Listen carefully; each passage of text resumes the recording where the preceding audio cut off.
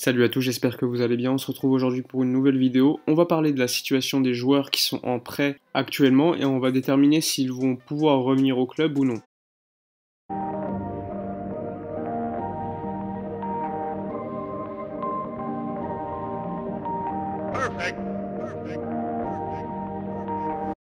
Comme vous le savez, il y a énormément de joueurs qui sont partis en prêt, que ce soit l'été dernier ou encore en janvier. Du coup, on va essayer de savoir quelle sera leur situation lors de l'ouverture du mercato d'été, lors du mois de juillet. Et encore, le mercato pourrait être repoussé avec tout ce qui se passe actuellement, avec le coronavirus, etc. Donc tout d'abord, concernant Philippe Coutinho, le Brésilien, il est parti en prêt l'été dernier au Bayern Munich. C'était un prêt payant de 8 millions d'euros et le Bayern Munich payait également son salaire. Le Barça et le Bayern s'étaient mis d'accord pour une option d'achat fixée à 120 millions d'euros. C'est-à-dire que si Coutinho fait de grosses performances, le Bayern Munich pourrait l'acheter 120 millions d'euros sans que le Barça puisse dire quelque chose. Et normalement, cette décision, elle devait être prise au mois de mai. Il semble compliqué que Coutinho soit acheté par le Bayern Munich à 120 millions d'euros. De toute façon, le Bayern Munich n'aurait jamais acheté Coutinho 120 millions d'euros vu ses performances cette saison. Du coup, il y avait pas mal de rumeurs qui disaient que le Bayern Munich et le FC Barcelone pouvaient éventuellement négocier pour la vente définitive de Coutinho aux alentours de 80 millions d'euros. Pour l'instant, on n'a pas de nouvelles, mais à mon avis, le Bayern Munich n'achètera pas Philippe Coutinho puisqu'ils ont déjà des pistes comme Leroy Sané, encore Kai Havertz. Du coup, normalement, le Barça va devoir récupérer Coutinho en fin de saison et à mon avis, il ne restera pas au Barça. Cette semaine, il y a eu quelques rumeurs venues du Brésil qui disaient que Chelsea était intéressé par un prêt payant pour Philippe Coutinho. C'est quand même sacré dommage qu'un tel joueur, enfin le joueur qu'il était à Liverpool, ne trouve pas un club qui veuille l'acheter. S'il y avait encore un prêt, il y aurait quand même une certaine instabilité et lui, chaque saison, on va pas changer de club. Il faut vraiment qu'il s'installe quelque part et il reste. L'essentiel des rumeurs, actuellement, elles viennent quand même d'Angleterre. Il y a encore certains médias de Liverpool qui réclament le retour de Coutinho. Il y a Chelsea, comme je vous l'ai dit, qui est intéressé. Il y a potentiellement Manchester United. Mais comme vous le savez, Coutinho a quand même une approche assez sentimentale avec Liverpool. Et Liverpool et Manchester United sont des clubs rivaux. À mon avis, le FC Barcelone va le vendre de toute façon. Même si, par exemple, Quique Setién veut garder Coutinho, à mon avis, il n'aura pas gain de cause puisque Coutinho doit partir pour des raisons financières et que c'est un des seuls joueurs qui pourrait nous rapporter aux alentours de 70, 80, 90 millions d'euros. Puis ce qui est quand même assez problématique concernant Coutinho, c'est que c'est un joueur, on ne sait pas vraiment s'il est ailier au milieu de terrain. Et quand on voit le football actuel, on voit peu de joueurs de ce profil réussir, actuellement en tout cas. Je pense à Mesut Özil notamment. En plus, normalement, il devait y avoir la Copa América, mais puisqu'elle a annulé, la valeur marchande de Coutinho ne va pas bondir d'un coup. Enfin bref, autre joueur, c'est Cucurella, qui est, comme vous le savez, prêté à Getafe. L'année dernière, il avait été prêté à Eibar, il avait fait également une bonne saison. Aujourd'hui, ce qu'on sait, c'est que Getafe a une option d'achat de 6 millions d'euros, et que si le club de la banlieue madrilène décide de le vendre par la suite, le Barça aura 40% de cette revente. Du coup, sans surprise, il y a déjà la presse qui suit Getafe qui a annoncé que Getafe allait bien acheter Cucurella en fin de saison pour 6 millions d'euros. Ce qu'il faut savoir, c'est qu'il a une clause libératoire de 25 millions d'euros. Il y aurait déjà un club comme l'Atlético Madrid qui serait potentiellement intéressé pour acheter la clause. Dans ce cas-là, le Barça récupérerait en total 15 millions d'euros pour Cucurella. C'est quand même assez dommage, sachant que c'est un joueur que le Barça aurait pu garder définitivement après sa bonne saison à Eibar. Après, on peut le dire, maintenant Cucurella, c'est plus un ailier gauche qu'un latéral. En plus de ça, je trouve que la philosophie de jeu de Getafe ou l'Atlético Madrid lui conviendrait un peu plus que celle du Barça actuellement. Mais bon, après évidemment le Barça aurait pu quand même tester Cucurella un peu plus longtemps et lui donner plus de chances pour réussir éventuellement au club. Du coup, normalement, comme Coutinho, il devrait quitter le club. Autre joueur, c'est le Brésilien Rafinha qui est actuellement en prêt au Celta Vigo, dans le club où il avait été prêté il y a quelques années déjà, et il me semble qu'il a même fait un passage en jeune au Celta Vigo. Ce qu'on sait, c'est qu'avant de partir au Celta Vigo en prêt, le Barça a prolongé son contrat d'1 an, puisque son contrat allait se terminer fin 2020. Du coup, il serait parti librement en fin de saison. En plus de cela, en échange de cette prolongation de contrat d'1 an, le Barça a accepté que Rafinha ait une clause de seulement 17 millions d'euros. C'est-à-dire qu'en fin de saison, si un club vient avec 17 millions d'euros, Rafinha pourrait partir. C'est quand même assez dommageable pour lui, puisque je me rappelle quand même de très belles saisons au FC Barcelone. Enfin, quand il jouait, il était plutôt pas mal. Puis ensuite, il y a eu les blessures qui ont à chaque fois potentiellement freiné sa progression. Autre joueur prêté, c'est Jean-Claire Todibo, qui est parti en janvier à Schalke, puisqu'il avait besoin de temps de jeu et que Valverde ne lui offrait pas. Ensuite, il y a a Quique Setien qui est venu, mais c'était trop tard puisque Todibo était déjà parti à Schalke. Le club a donc négocié avec Schalke une option d'achat qui permettrait au club allemand d'acheter Todibo définitivement pour 25 millions d'euros plus 10 millions d'euros de bonus, et le club pourrait le racheter plus tard pour environ 50 millions d'euros plus 10 millions d'euros de bonus, c'est-à-dire le double de l'option d'achat de Schalke. Là, franchement, moi je vous le dis, déjà quand il est parti, je trouvais ça incompréhensible,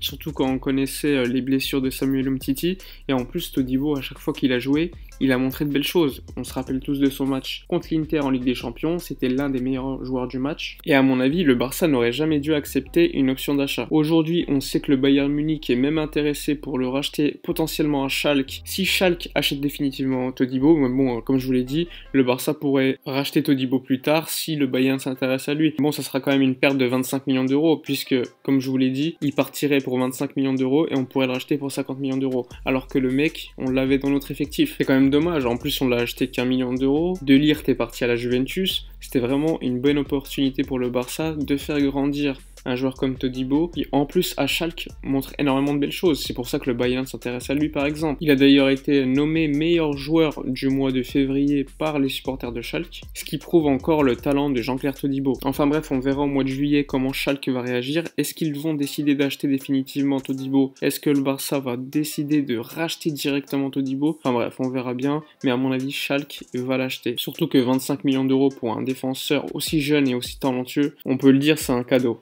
Autre joueur en prêt, c'est Moussa Wagué, qui est parti à Nice lors du mois de janvier, et le club français a une option d'achat de 10 millions d'euros. Pour l'instant, il n'y a pas de nouvelles sur le potentiel achat par Nice de Moussa Wagué, mais depuis son arrivée, il fait quand même de belles choses. J'ai vu qu'il avait fait 2-3 passes décisives, alors qu'il a été rarement titulaire, hein. Il me semble qu'il a dû faire 5 matchs seulement, et sur les 5 matchs, il a dû jouer 2-3 fois titulaire, maximum, et encore. Enfin bref, à mon avis, Moussa Wagué n'a pas d'avenir à court terme au FC Barcelone. On parle quand même d'un club qui fait partie du top 5, et ça me paraît quand même compliqué pour Moussa Wagué de pouvoir s'imposer au Barça directement. Il faudrait déjà qu'il fasse de belles choses dans un club comme Nice, ensuite dans un club intermédiaire comme, je sais pas, le Borussia Dortmund ou un club comme ça, et ensuite pourquoi pas revenir. Mais pour l'instant, à mon avis, il n'a pas le niveau du Barça, en tout cas pour jouer titulaire. Enfin bref, on verra bien sa gestion au mois de juillet. Il y a également Carles Alenia qui lui devrait bien revenir au FC Barcelone, puisque le Real Betis n'a pas d'option d'achat pour le joueur, et en plus Quique Setien veut Carles Alenia. Normalement, il n'y aurait pas de problème. Carles Alenia devrait bien revenir, même si moi je suis un peu déçu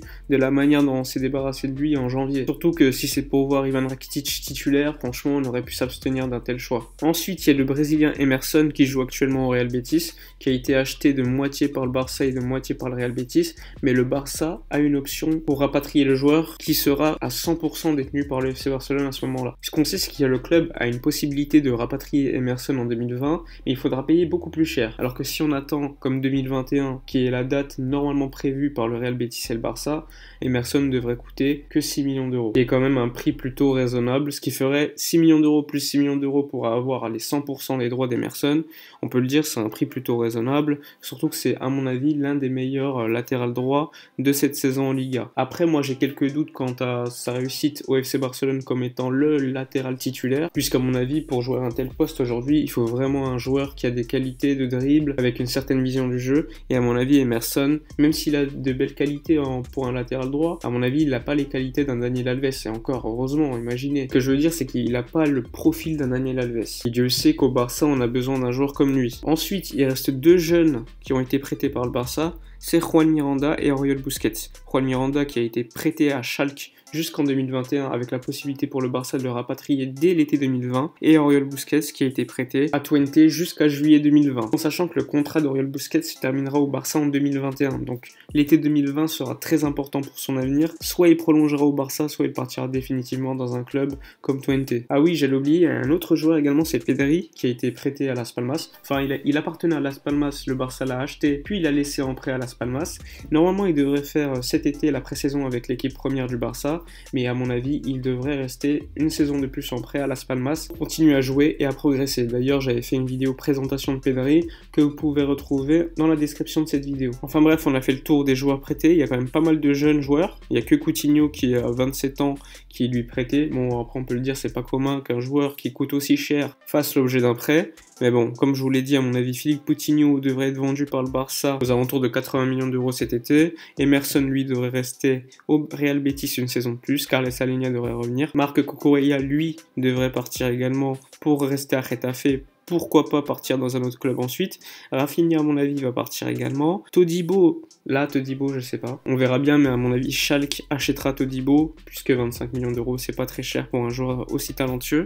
Ensuite, il y a Moussa Wagué, je sais pas, il n'y a pas de rumeur encore. 10 millions d'euros, c'est pas énormément d'argent, mais après, pour un club comme Nice, on sait jamais. Bref, on verra bien. Et il reste donc Oriol Busquets et Juan Miranda.